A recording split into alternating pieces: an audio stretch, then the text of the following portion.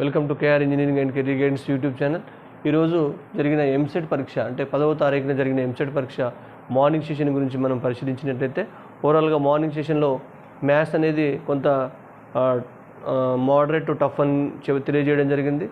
ఫిజిక్స్కి సంబంధించి సేమ్ మోడరేట్గా ఉంది. కెమిస్ట్రీకి సంబంధించి కొంత ఈజీగా ఉన్నట్లు మనకు విద్యార్థుల యొక్క అభిప్రాయం బట్టి తెలియజేశారు. అట్ ద సేమ్ టైం ఈరోజు ఆఫ్టర్నూన్ సెషన్ కూడా మ్యాథమెటిక్స్ సంబంధించి కొంత లెంతీగా ఉన్నాయి ప్రాబ్లమ్స్, మోడరేట్ టు టఫ్ అనే విద్యార్థుల యొక్క అభిప్రాయం తెలియజేయడం జరిగింది. మరి ఫిజిక్స్కి సంబంధించి ఇది కూడా మోడరేట్ నుంచి టఫ్ అని తెలియజేయడం జరిగింది. అంటే ఓవరాల్గా మోడరేట్ ఉందని చెప్పారు ఫిజిక్స్.